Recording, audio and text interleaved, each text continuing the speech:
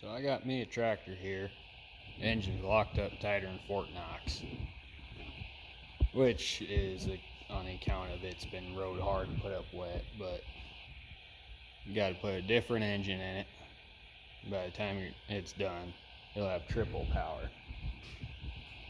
Might as well get started on this thing.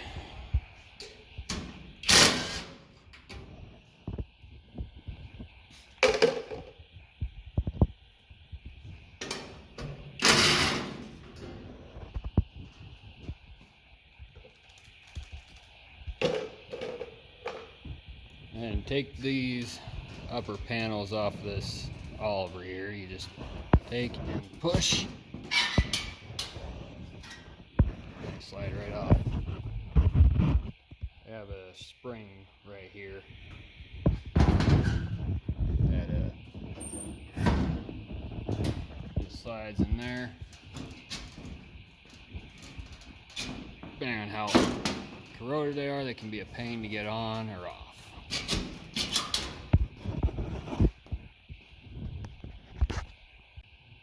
And then what you got is two bolts right here. This one bolts right into the fan shroud.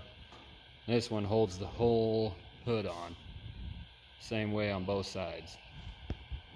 That one would be a 3/8. Let's see. I believe it's a 3/8. Nope, 7/16.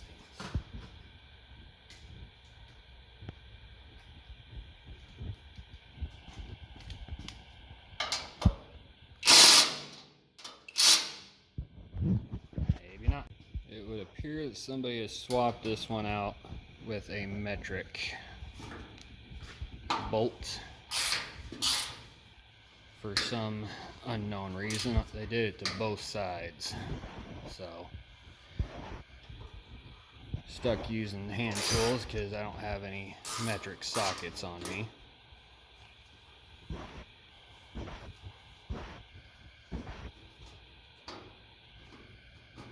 Or it just happens to be a SAE size that I do not have, which is a good possibility, given that it's a Oliver.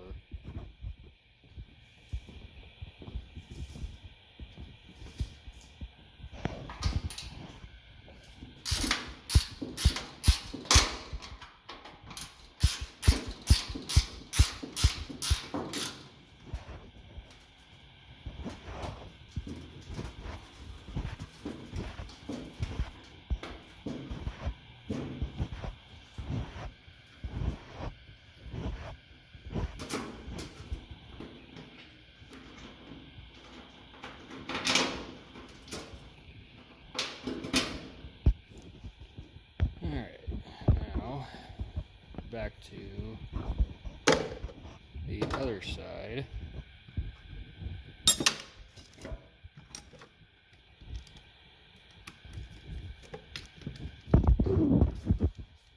Pop this last bolt out right here. And your hood. Oh wait. Forgot something. Gotta pop this cap right here. And then it should lift right up once you take your gas cap off. And then all you have to do is pick up on the front and pull forward. And then the whole top of the hood comes off. Kind of hard to do this all one-handed. I got the hood off, and how these hoods are held on these Oliver 88s is there's two little strap points on the back of them that attach to your battery tray. All they're held in by is gravity and gas cap. And what actually holds it all on is two little bolts right down here. And two back tabs, they attach. One goes right here and the other one goes down on the back here. And this up here is your gauges and your battery tray right here. And all it takes to get this grill shroud off, from what I can tell, is just take 4 screws, 2 on each side, out. Give me a second. Upon further inspection, it would appear that there is a 1/2 inch drive 6-point nut on the back of these screws right here that hold it on. It really helps if you spray some penetrating fluid on first. So I can...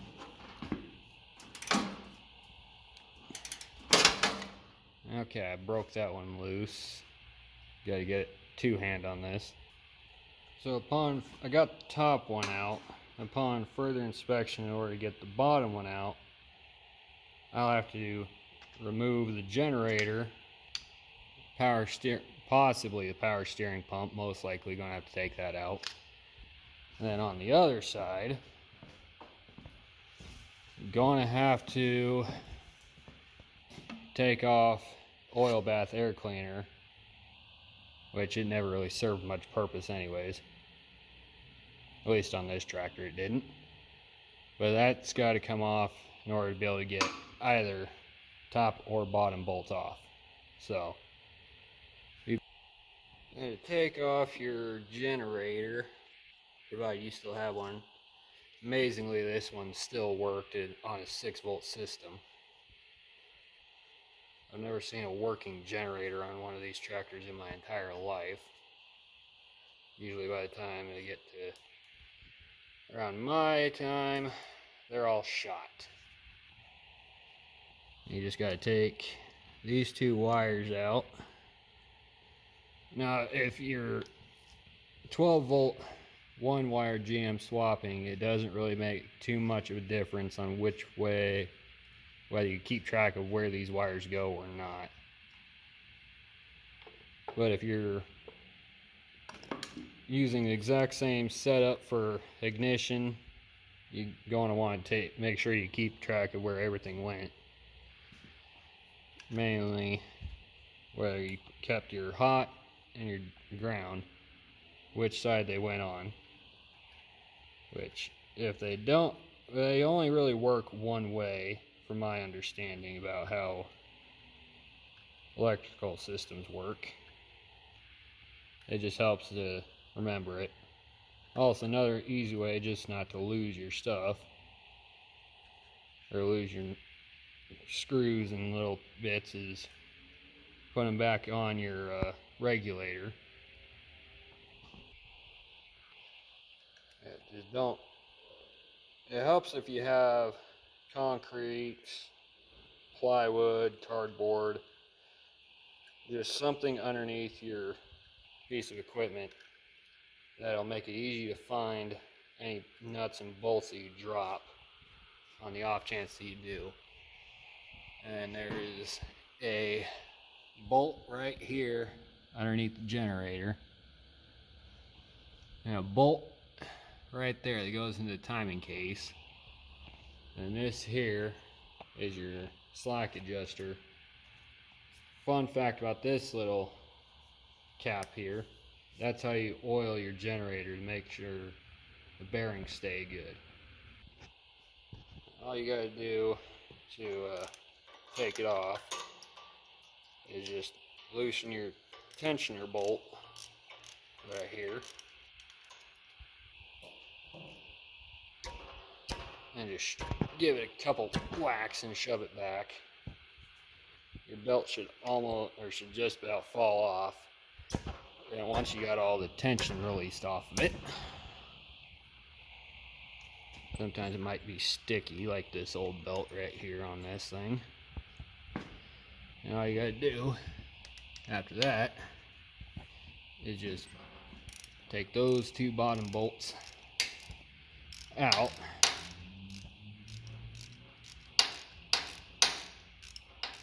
This one this one's actually pretty long one.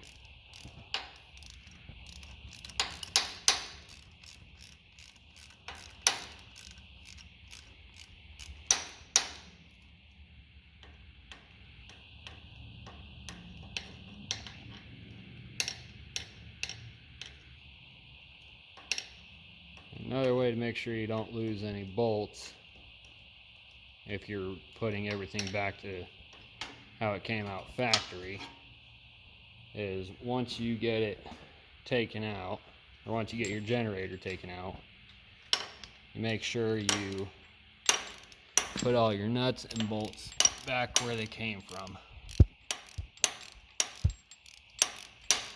Easy way to not lose anything. The last bolt, you don't have to necessarily do it the way I took it apart. You know, I'm not too concerned about putting this back together how it came apart, because this engine is not coming back in here. It's getting replaced with a far better engine than this gutless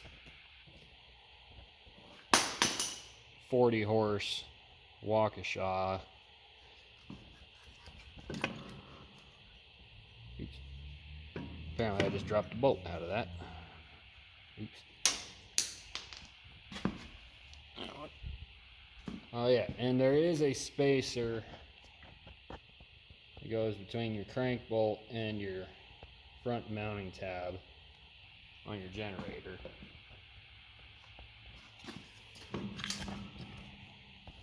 And you just gotta wiggle it right on out,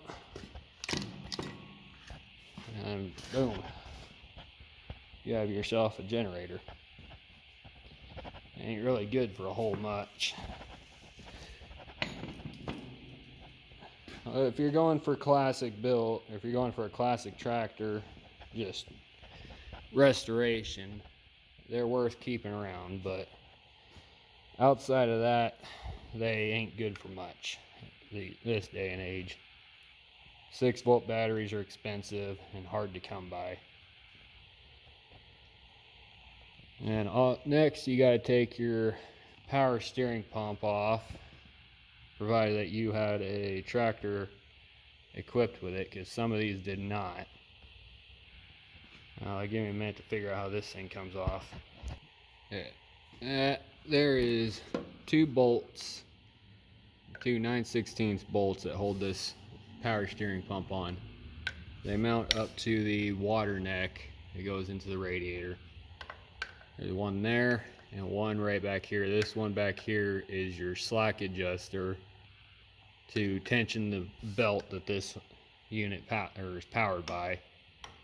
This all runs off the water pump. Well, generator runs off the water pump belt, which is really weird and backwards designed in my opinion, but what do I know? I'm not an engineer. This one, this power steering belt, it actually runs off the crank. As you can see, it's just a straight shot down to the crank. Upon further inspection, it would appear that there is a slack adjuster for the power steering pump is there a straight bolt that runs all the way from the front to the back of the water neck.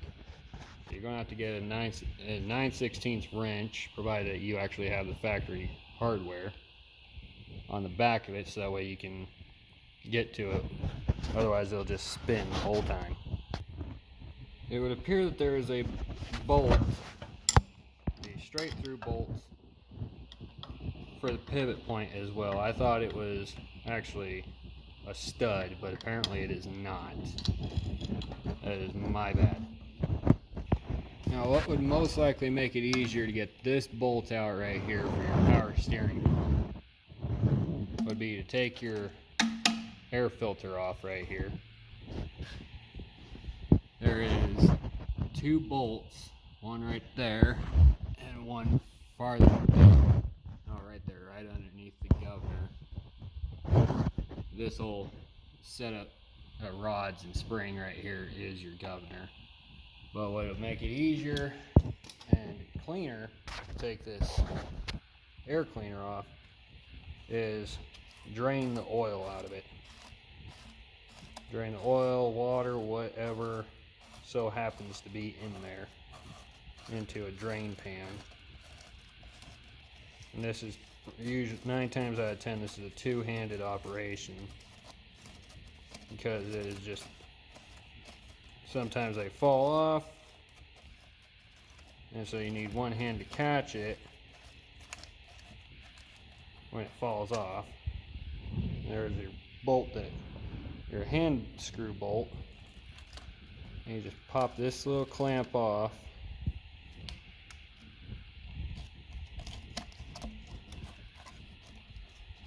Come on, let go.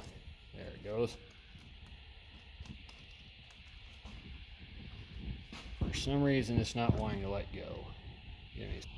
Apparently I just need to use both hands just to pull it straight down. Yeah, this thing is full of oil, water, dirt, grease, whatever happened to come through your air filtration system. And it looks like water, or mostly water was in that thing.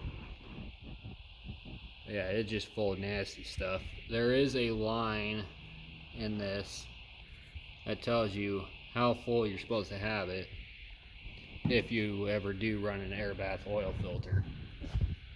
It's the same way for every air bath oil filter ever made. I'm going to wipe this grease off my hand right quick. Now, as we can see, there it is. One bolt right here, and another one right up there. That's all that holds this thing on here.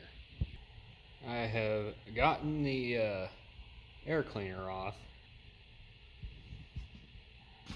Now, how the oil bath air cleaner works is fresh air comes in the center, goes, bubbles, percolates, kind of like a coffee pot, through the oil. Then the air, and while it's percolating, the oil is just clinging to all the dirt and everything that could possibly be in it. Then the air travels up through this screen. The screen will tries to catch as much of the oil as it can and drops it back down into that air filter bowl.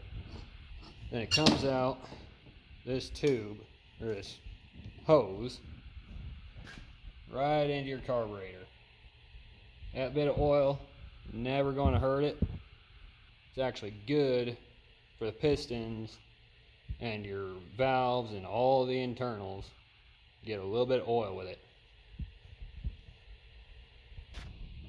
And how your governor works on your carburetor is you have one rod, which is this top one, runs all the way up here to your throttle lever, comes down through here. That's your fuel line. But that rod pulls that whole piece, and the spring pulls on this lever right here. And it doesn't matter if you have it wide open or not. It'll the RPM, there's a set of weights in here that as it spins up, their weights will fling out, causing it to slow down. Then it'll pull this lever back, because as you throttle up, this lever comes back to here, and then as you hit the governor, this arm pulls back. This is the throttle cable or rod that goes to your carburetor right here. That's how that works. Okay, now that that air filter or air cleaner is out of the way, it makes it a lot easier to get to this bolt right here that goes through, that's holding the power steering system pump onto the engine. All that is just 9/16 both ends.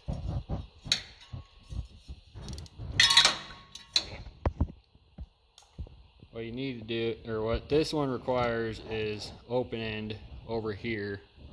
Then you got to get a ratchet on the other end of that bolt Otherwise, you're just going to sit there and spin it for days and nothing will ever happen.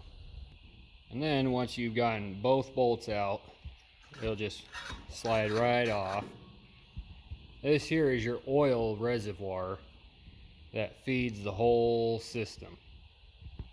And this one is your return line into your pump.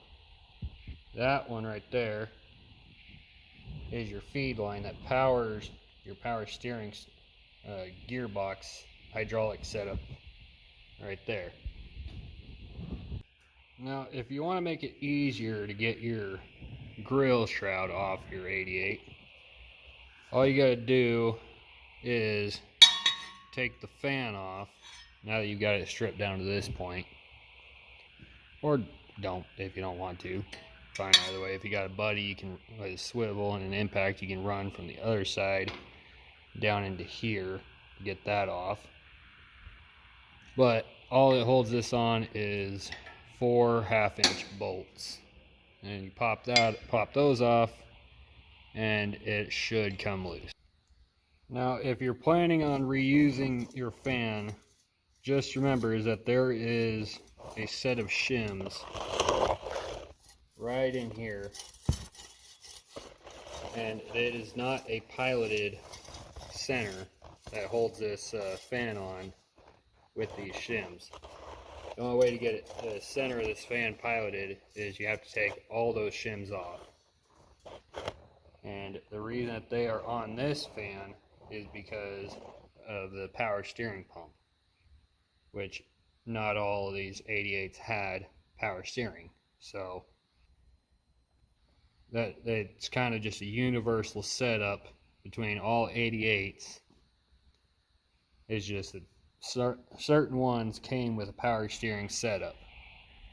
Sometimes that power steering setup was aftermarket, that it could have been. I'm not sure if it was a factory option or not, but I just know that not all 88s had power steering from the factory.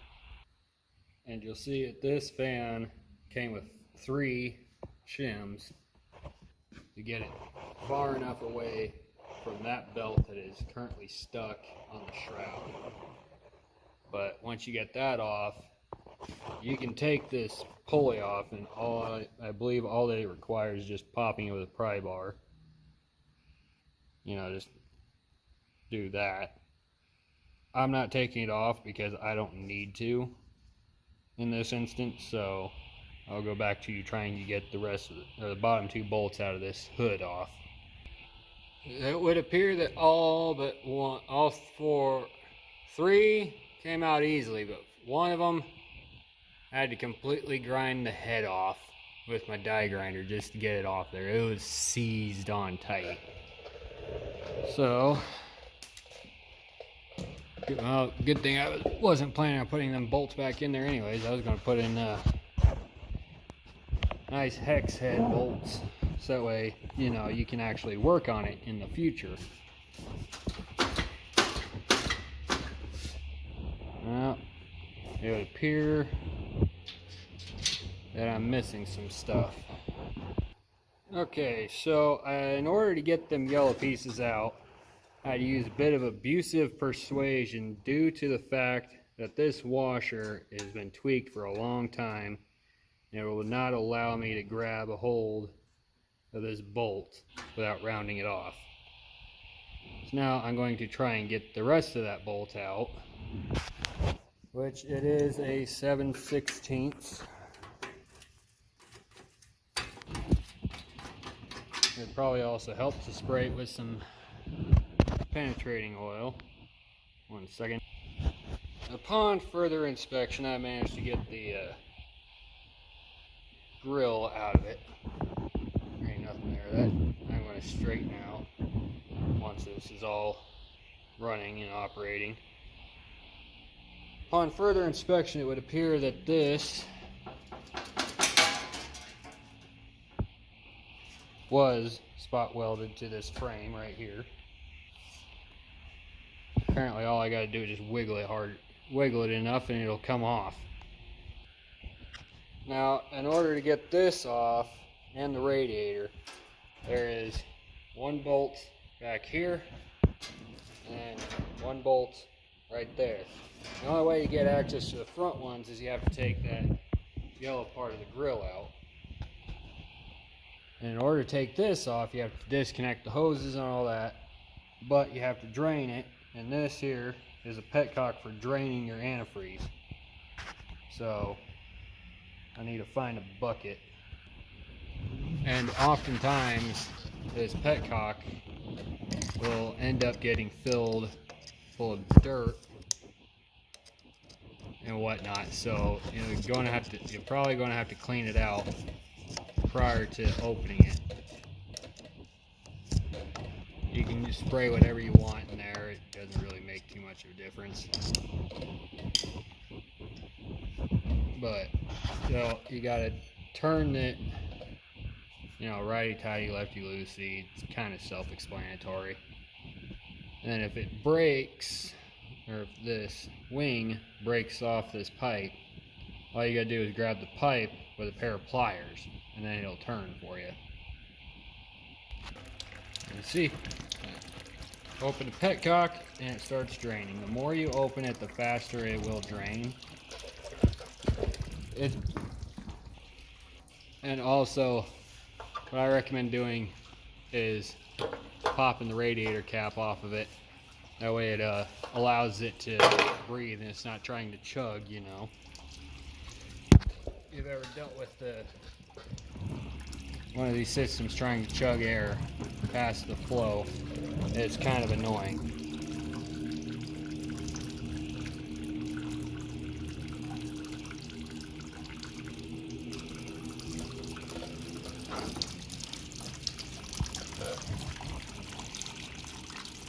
And just sit and wait for it to stop draining.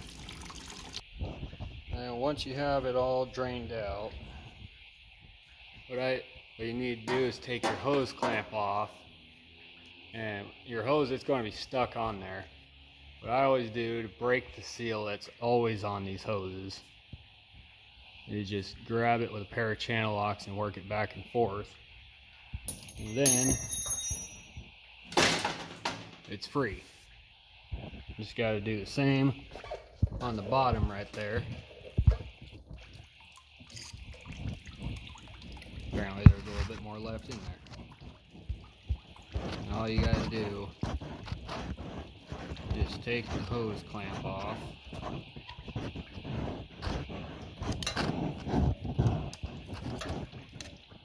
Or just break it loose at least.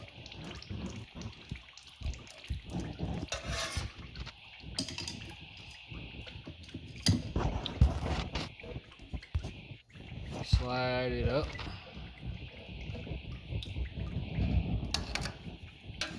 Then grab that with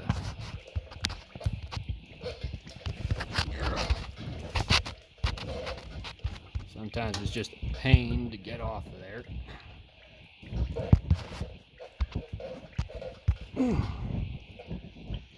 Yeah, sometimes these hoses can be a pain.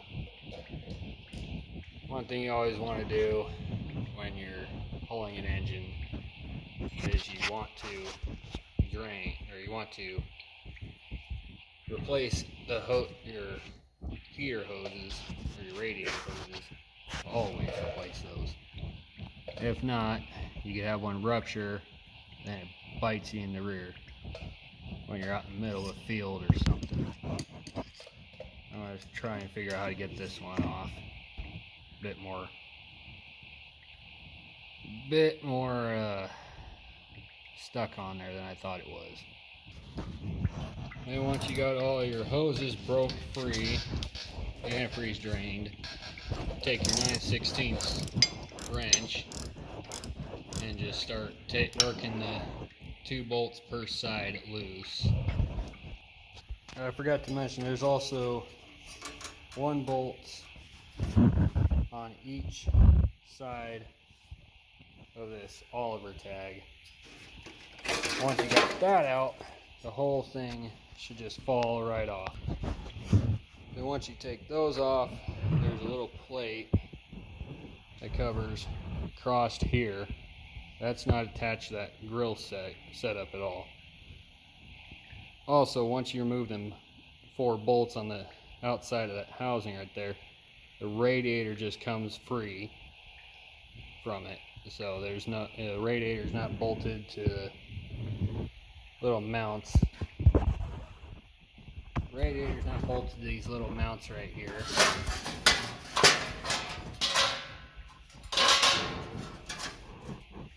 Right there at the bottom. It's not bolted to anything other than these holes on the side.